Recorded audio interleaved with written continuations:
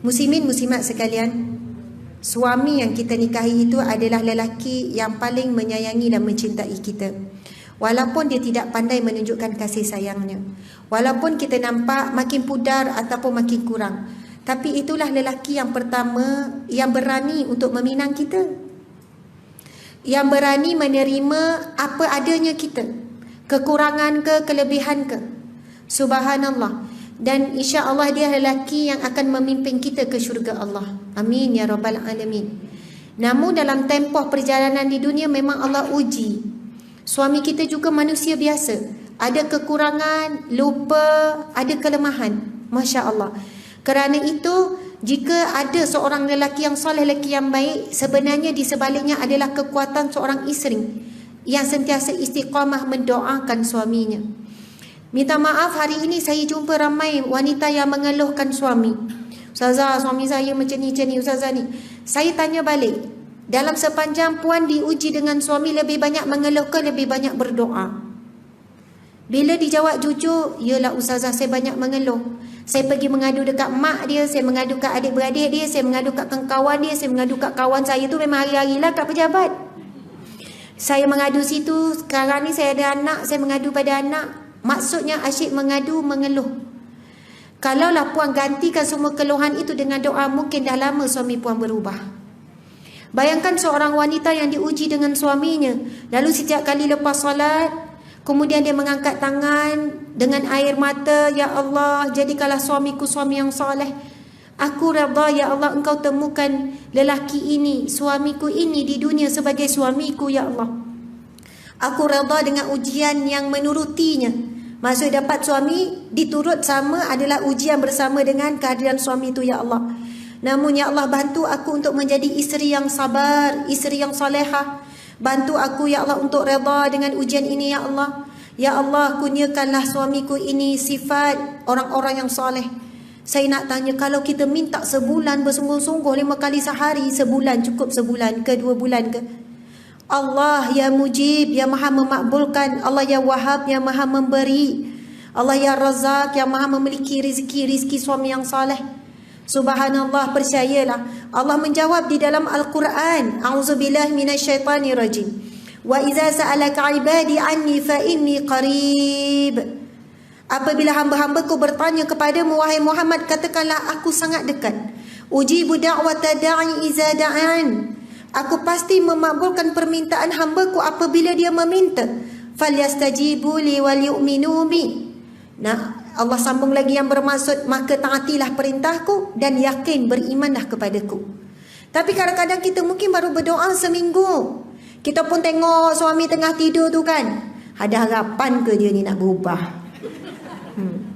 Allah paling tahu seseorang hamba itu meminta dengan Allah dengan yakin ataupun dengan ragu-ragu, meminta dengan Allah dengan istiqamah ataupun dengan putus asa.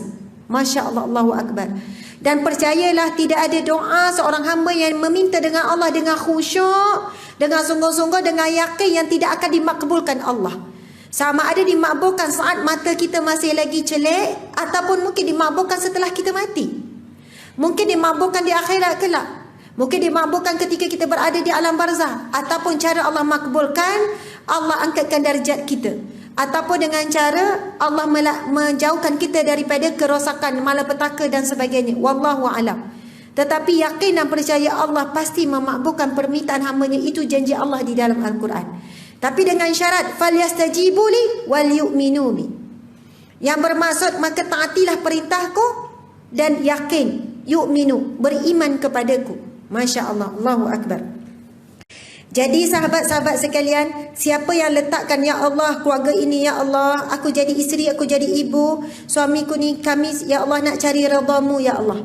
Jadi dalam proses cari redha Allah mesti ujian datang. Tapi orang yang matlamat jelas, dia mesti akan tempuh apapun ujian dan cabaran.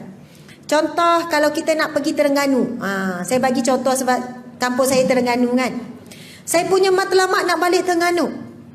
Dalam proses nak balik tu, dululah kan, kalau cerita kita bawa kahwin, memang kereta second hand je selalu. Dah tukar pun second hand lagi. Ada satu kereta tu kan belilah besar sikit sebab anak dah bertambah 5 orang kan, 4 orang 5 orang macam tu. Beli kereta second hand. Lepas seminggu, gearbox rosak. Gearbox mau 2,000, 3,000 nak baiki. Masa tu kan baru hidup, bukan baru hidup dah lama. Baru hidup berumah tangga, memang tak cukup belanja apa semua. Berapa kali memang mati tengah-tengah hutan. Kita lalu Muazzam Shah tu kan, tepi jalan memang biasalah. Subhanallah. Dan pernah bulan Ramadan, mati juga tengah jalan, buka puasa tepi jalan. Maksudnya dah jadi macam biasa dah tu, kereta rosak. Tapi walaupun nak balik tu kan takut ni kan rosak pula bang kereta ni. Bismillah macam mana selawat nak rosak-rosak juga, Allah uji kan. Tapi saya nak tanya, sampai tak ke Terengganu? Sampai. Macam-macam ujian, cabaran. Bahkan kami pernah tidur tumpang surau, kereta rosak. Tidur dengan anak-anak kat surau. Masya Allah. Tunggu pagi besok, nak pergi bengkel kat situ, nak tanya orang kampung apa semua kan. Tapi sampai juga, tak ada patah balik sebab kuatnya matlamat nak balik kampung. Nak jumpa mak ayah ni. Tapi kalau matlamat tak kuat balik kampung, kereta rosak ni, bang patah balik lah. Patah balik lah kita, tak jadilah. Ataupun awal-awal lagi bagi excuse, mak ayah tak balik ni, kereta tak berapa baik ni. Ini kereta pun tak elok mana, tapi sebab kuat nak balik, bang kita redah je insya-Allah bang. Selamat tu selamat. Memang tak selamat tengah jalan lah. Tapi tak patah semangat sampai. Tapi ramai mana orang bila datang ujian dari rumah tangga, dia lupa matlamat asal, dia bina rumah tangga untuk dapat syurga Allah, nak dapat pengampunan Allah. Matlamat utama adalah untuk dapat syurga Allah tu. Itu tujuan utama. Dan kita tahu jalan ke syurga Allah ini bukan dipagari dengan nikmat, ujian demi ujian.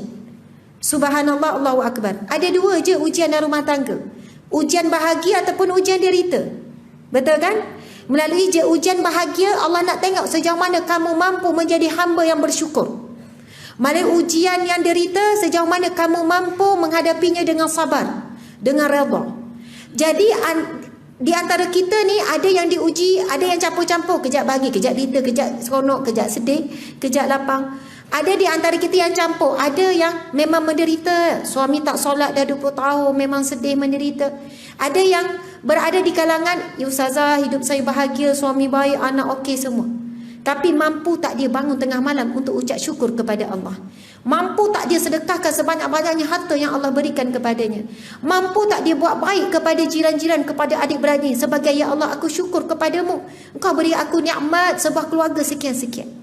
Masya Allah, Allahu Akbar. Sebab itu lebih ramai orang boleh menghadapi ujian derita berbanding ujian bahagia. Bila bahagia lupa kepada yang memberi bahagia, lalu Allah boleh tarik anytime je kebahagiaan. Mungkin bahagia dia datang daripada harta, mungkin daripada suami, mungkin daripada anak, wallahu a'lam. Masya Allah. Sesungguhnya seorang ibu yang diuji dengan anak, dia lebih banyak menangis dan meminta dengan Allah berbanding diuji dengan anak yang berjaya. Berbanding. Lebih banyak doa seorang ibu itu bila anak itu bermasalah. Sebab itu muslimin muslimat sekalian, janganlah kita ini merasakan kita tidak disayang Allah bila kita dalam ujian Allah. Sebab Allah berfirman di dalam Al-Quran, wa asa an takrahu syai'an wa huwa khairul lakum wa asa an tuhibbu syai'an wa huwa syarrul lakum wallahu ya'lamu wa antum la ta'lamun. Sadaqallahul azim. Yang bermaksud, boleh jadi apa yang kamu suka itu buruk bagi kamu, dan boleh jadi apa yang kamu benci, yang kamu tidak suka itu baik bagi kamu. Sesungguhnya kamu tidak tahu dan Allah Maha mengetahui segala-galanya.